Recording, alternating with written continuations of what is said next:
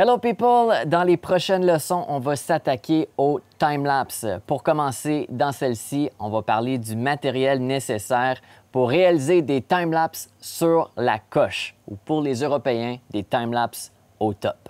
Let's go!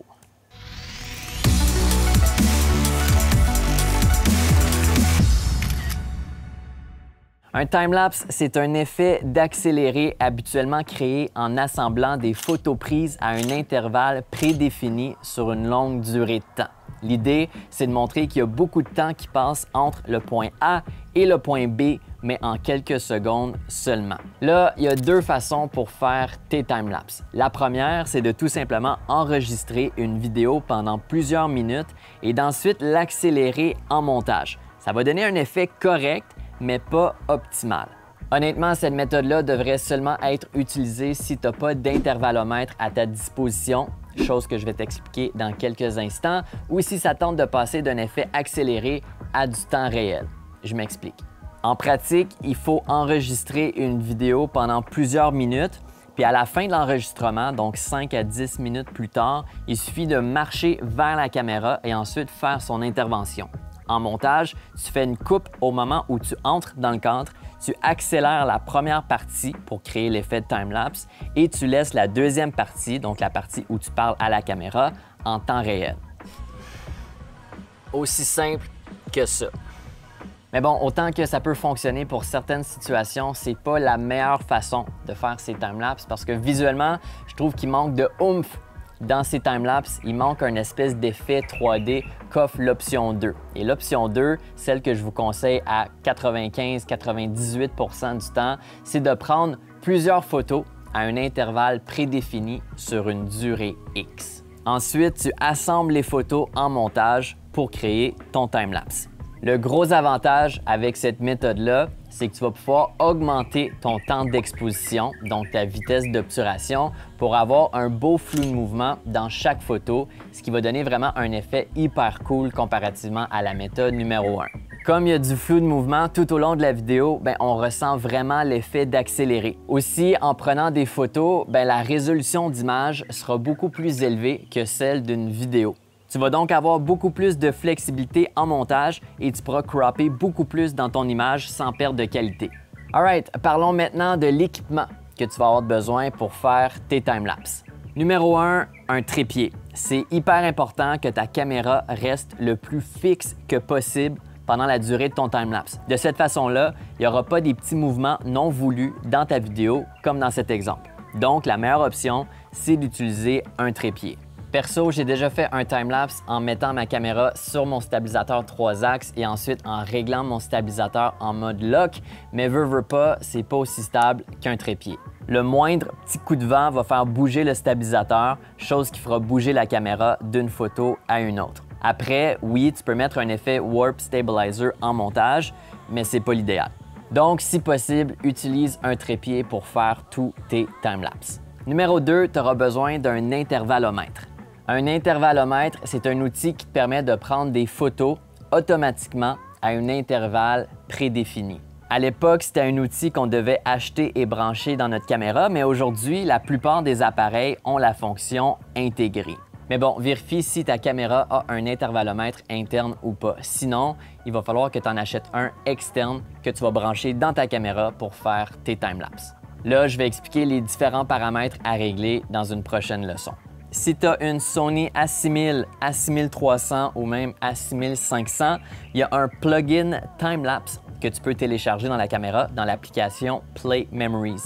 Le coût est de 10 $ US, c'est un frais d'une fois que tu payes à vie et ça va te permettre de faire des time-lapse sans avoir à acheter un intervallomètre externe. Je veux aussi préciser qu'il y a certains appareils qui vont assembler toutes les photos pour toi dans un fichier vidéo, donc tu n'auras rien à faire par la suite, tandis que d'autres, comme nous avec la Sony A7 III par exemple, on doit prendre toutes les photos individuelles et faire notre assemblage en montage. La troisième chose que tu auras besoin, c'est un filtre ND. Comme je l'ai mentionné plus tôt, le gros avantage de faire un time-lapse photo, c'est que tu vas pouvoir augmenter ton temps d'exposition, donc ta vitesse d'obturation, pour avoir du beau flou de mouvement dans tes photos.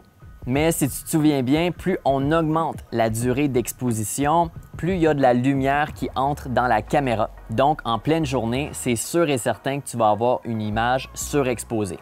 En utilisant un filtre ND, tu diminues le montant de lumière qui entre dans ta caméra, ce qui va te permettre d'avoir un plus long temps d'exposition tout en restant bien exposé. Donc, super important d'avoir un filtre ND si tu comptes faire tes timelapses en pleine journée. La quatrième chose à vérifier, c'est l'espace sur ta carte SD et le niveau de tes batteries. Comme tu vas prendre des centaines de photos, probablement en RAW, tu veux t'assurer que tu as assez de place sur ta carte SD pour pouvoir enregistrer toutes tes photos pendant ton timelapse. Même chose pour le niveau des batteries, c'est plate quand ta batterie meurt en plein milieu d'un timelapse. Si tu penses faire un très long timelapse, voire sur quelques heures, je te conseille d'alimenter ta caméra via un adaptateur qui va te permettre de brancher ta caméra directement dans une source de pouvoir. De cette façon-là, tu n'as pas à t'inquiéter du niveau de tes batteries et tu pourras faire un timelapse aussi long que tu veux.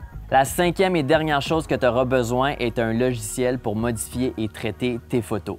Si tu utilises la méthode 1 pour faire tes timelapses, donc c'est-à-dire enregistrer une vidéo sur une longue durée, tout ce que tu auras besoin, c'est ton logiciel de montage pour pouvoir accélérer ton clip. Tu importes ton clip comme à l'habitude et tu l'accélères à la vitesse désirée. Si tu utilises la méthode numéro 2, c'est-à-dire en prenant des photos, tu vas sûrement avoir besoin d'un logiciel de retouche photo pour pouvoir retoucher tes photos RAW. Et là, si tu veux vraiment apporter tes timelapses au prochain niveau, je te conseille LR Timelapse, soit le meilleur logiciel sur le marché pour modifier et traiter les photos de tes timelapses. En gros, le logiciel va te permettre d'importer toutes tes photos RAW et d'envoyer quelques photos à retoucher dans Lightroom. Ensuite, automatiquement, le logiciel va créer les transitions de contraste, luminosité, etc. entre les photos que tu as retouchées pour que les changements soient graduels tout au long de ton timelapse.